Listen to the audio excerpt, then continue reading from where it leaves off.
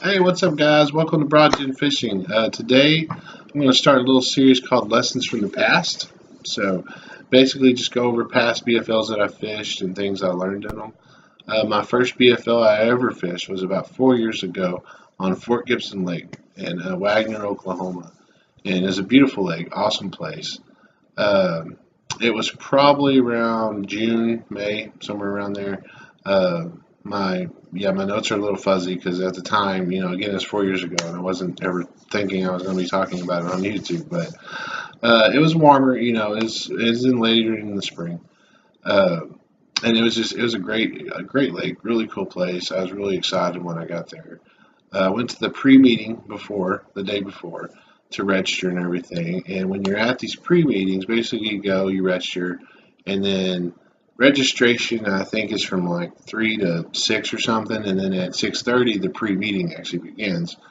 And they just go over all the rules. It's usually the same thing every time.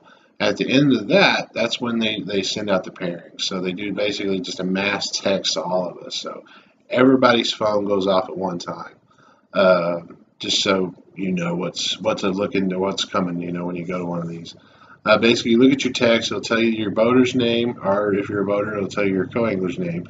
It'll give you their phone number. Okay, so then everybody's calling each other.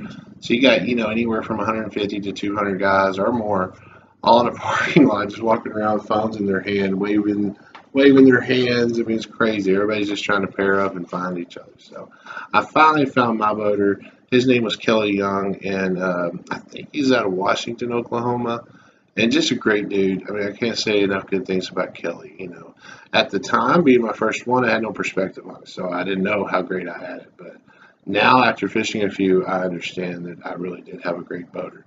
Uh, again, I can't say enough good things about the guy. He was awesome. He's the kind of guy that just, once he found out I was my first one, he's like, hey man, we're gonna have fun. It's gonna be a blast. We're gonna go catch some fish and just have a good time. And so that really pumped me up. I was really excited. He's also, he offered me food, he offered me water. Of course, I brought my own food and water, which you always should do. That's a good tip right there. Always bring your own food and water. Don't expect your boater to give you stuff. Uh, but the point was he offered, and that was pretty cool. And he's just all around good dude. And but anyway, so I met with him at the time, being my first one. I didn't know what to ask. I didn't really ask anything. I was just pretty much standing there. So how do we do this? And he was like, well, meet me here at 4:30. And he pecked at a gas station. And I was like, yeah, I know where that's at. So we agreed to meet there, and I was like, okay, cool. I went home. Went to sleep. Got up the next morning. My wife dropped me off at the gas station. I met up with Kelly and rode the rest of the way with him to the boat launch. We uh, we finally got launched, got boat checked, all that good stuff. I forget what flight we were. We may have been like flight 2 or flight 3. I forget. But anyway, you wait around basically, and usually it's like 20 or 30 boats in a flight, and they go first, and then you go, and then they go. But really, the dude up there, I mean, he's really fast at getting us out of there, so it doesn't take that long. Um, and this comes to my first tip here, or I don't know if it's necessarily a tip, but more of a warning to guys coming into this that's never been on a real bass boat. And by real bass boat, I mean something over 18 foot and something with a higher horsepower than 150. Okay, just a little backstory about me. I fell in love with fishing when I was probably 9 or 10. I was actually at my aunt's house. My aunt Ann and my cousin Corey showed me his tackle box, and that was it. I was like, oh my god, that's cool.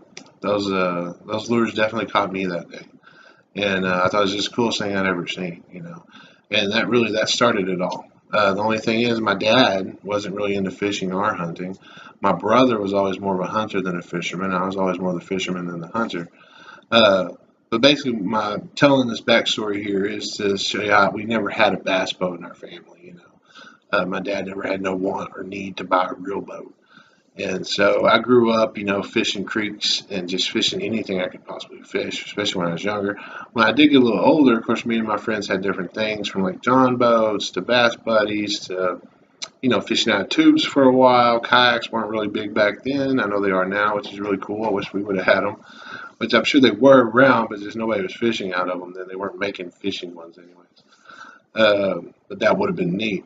So I'm basically just telling this backstory to let you understand that I'd never been on, quote, a real bass boat until that day. So when we took off, I mean, it was crazy. And like I said, this ain't really a tip. It's more of just a warning. And for you guys that grew up with bass boats and own a bass boat now, you are just going to shake your heads like, yeah, I mean, this ain't going to help you guys. But for guys like me that never been on one, be ready because it's insane. I mean, Kelly had told me when we're just sitting there island waiting for blast off, that he could do 75 sometimes. But since, both of us were in the boat, he probably wouldn't be able to get it up that high. And it still didn't register. Like I still wasn't thinking how fast that really is when you're on the water, you know. And another thing though, if any of you guys ever ride motorcycles or motorcycle riders, and you'll probably adapt easier to it also because you're used to that wind hitting you in the face. But to me, it freaked me out. I ain't gonna lie. Luckily, he had made a little rope by the passenger seat, and I was white knuckling that rope the whole time because we were flying. I mean, it's crazy, and I felt like we're doing 200 miles an hour, and at any time that boat was just going to go floop, and we were all going to die. I mean, I literally had fight or flight taking over inside my brain. I'm thinking, should I throat punch this guy and just take control of the boat because this is stupid? I'm about to die. And but it was just crazy. I had to turn my head just to take a breath. I mean, that's how fast we were going. And he actually hit me in the shoulder one time. He's like, "Hey, man, look." And he points at the miles per hour, and it's like 72 or something. And I'm thinking, oh, that's great. I'm about to die, but yeah, you're showing me how fast it is. That's awesome. Uh, but obviously, it's just when it's your first experience. I mean, and especially as old as I was, never being on one, it takes a little longer for us guys to adapt. If you grew up, then obviously it's not going to be a big deal. But to me, it was a big thing, big hurdle to kind of get over. Even though I was more used to it by the end of the day, I'd gotten a little more used to it. It was still a huge hurdle to jump over, especially all through like the first, three, really. It was still kind of a hurdle. Another thing about BFLs is usually it's always the worst weather. I don't know what that is, but you'll have 20-mile-an-hour gusts, of course, you know. And, and even though I'm a lot more used to it now, when I do get a boat and become a boater, I still probably will never do 70 miles an hour. It's just too fast. And you just end up beating the hell out of yourself. Your butt hurts for 3 days. You feel like you've been in a fight by the time you get back in, especially on a windy day. It's just not worth it. It's crazy. There's no need to beat the crap out of yourself like that. The fish are still going to be there. Calm down. I don't get that part of it. But, anyways, moving on. So, again, not really a tip, more of a warning for guys who've never been on a boat. Be prepared. It's probably going to blow your mind because you'll think you're doing 200 miles an hour, but you're not.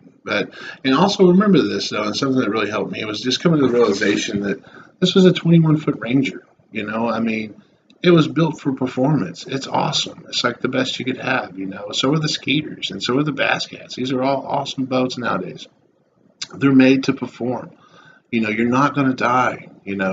It's not going to flip over backwards, no matter how bad your boater may be at boating and not knowing how to trim right. It's still, they're made to do this, and once you get that into you and you realize that, then that kind of helps. You kind of realize that, hey, man, it's going to be okay. You're going to make it. Boating accidents just don't happen that often in bass tournaments. They really don't. I know there's been a few, but it really is rare compared to how many bass tournaments go on and how many bass boats are on lakes every year.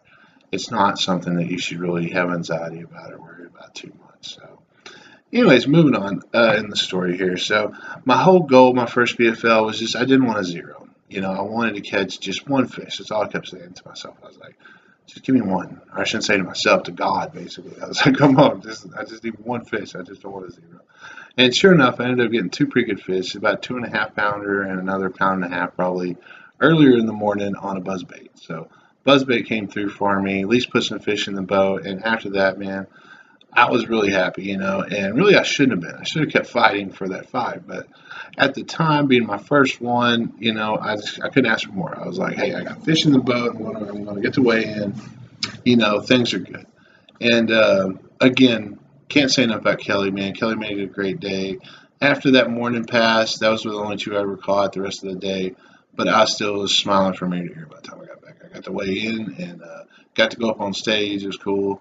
And it was a really good one. So the lesson I guess from this first one is for guys who've never been again on a real bass boat, something over 18 foot and with a higher motor than 150 horsepower on it. Guys that haven't been on that, just be ready. Be ready to what you're walking into, because it's gonna feel like you're doing 200 miles an hour. It really is, guys. They fly. They do. And again, finally, you will get used to it, though. Don't let it freak you out too bad. You will get used to it. So, anyways, till next time, guys. Catch you later.